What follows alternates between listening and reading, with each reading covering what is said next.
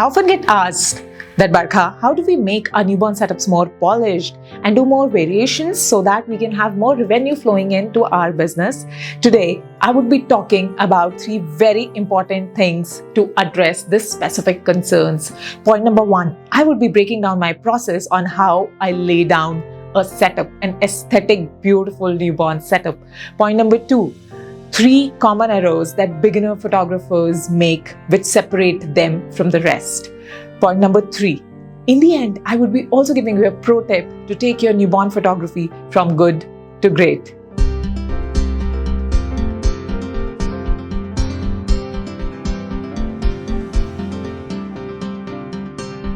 Hey guys, this is Barkha here.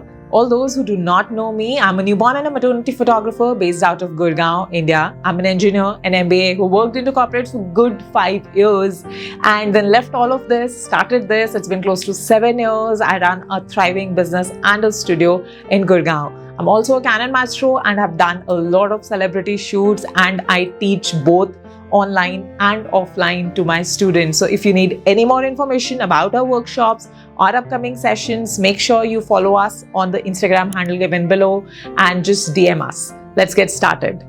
Let me break down one of my favorite colors for you. Today, I'll be doing this beautiful and a mystic ice blue color. These are some of the flowers which I'll be using. So let me tell you a little about my style. I love using colors in the same color family, or else if I am using complementary colors, I try not to create a lot of stark contrast in my images. This being said, this is not the only way. I've known photographers who create stark contrast and they do beautiful work. That is just not something which is me, and I'm an artist, so through my work I express myself.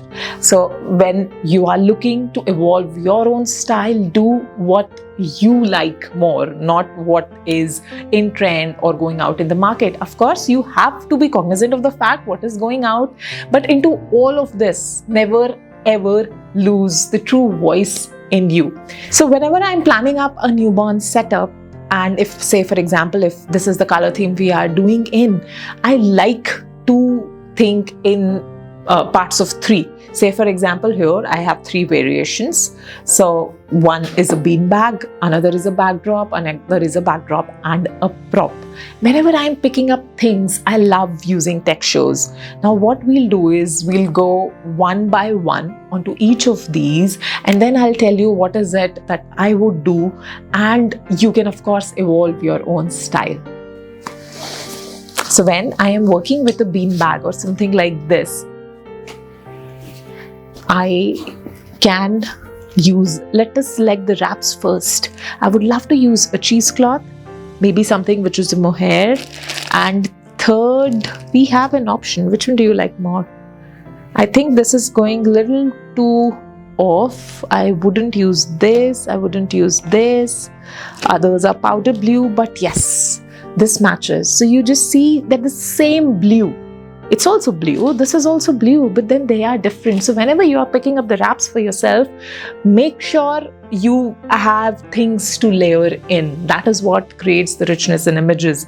I might wrap my baby in this first, then the baby goes in this, and this maybe I could just have it open and just go all around, or maybe just make a bow and place the baby.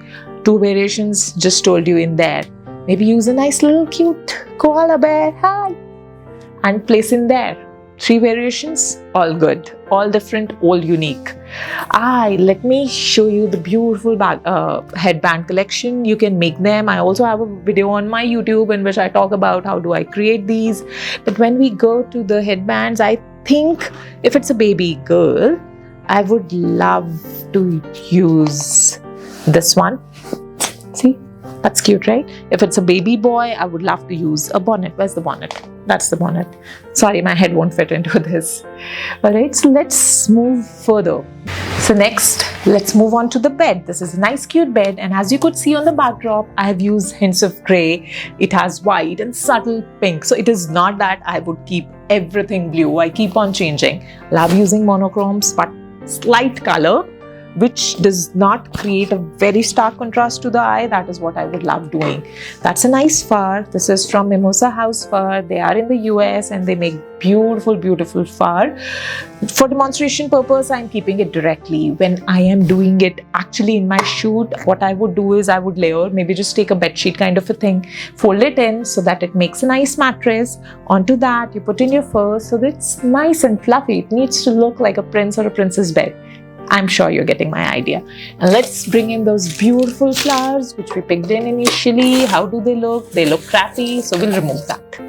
I'll be honest, I do not like them. Okay, so here in what is it? Think. I found it. What is it that we would use? Let me bring in these two beautiful silver leaves. Now this is going in along with this setup. Do you know that why these flowers did not go? Because the backdrop was in blue. Had the backdrop been blue, it would have matched. So here there were 3 elements and 2 were matching, 1 wasn't. So I just wanted to bring in another element which ties these 2 colors together.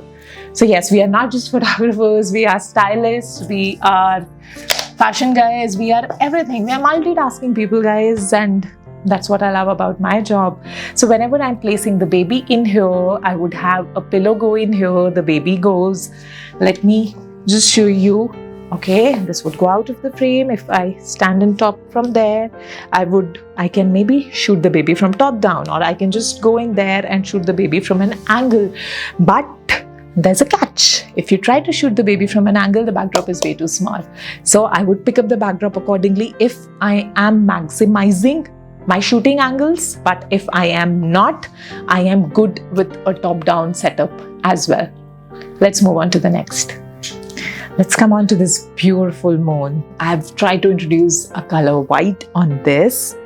I would, of course, do the stuffing. Herein, I would use the posing pillows. Are the posing pillows here? They're not. But I'll just tell you, I would put in 1 posing pillow here, 1 posing pillow here. We always support the head of the baby. And post that, I would love to do this. The baby goes down in here. If you have small stars, or maybe you can just buy sparkle sheets and cut stars out of those. Second variation, I would love to place the stars. Third variation, maybe I would just love to place a blanket or some cute little flowers or cute little sprinkle toys and things like those.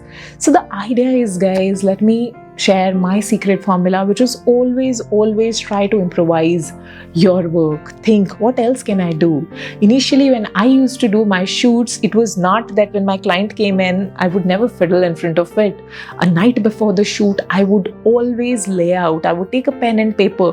I would write down what wraps am I going to use, what backdrops am I going to use, what could be the variations, what could be the things, and all that hard work pays off. It pays off in terms of happy clients.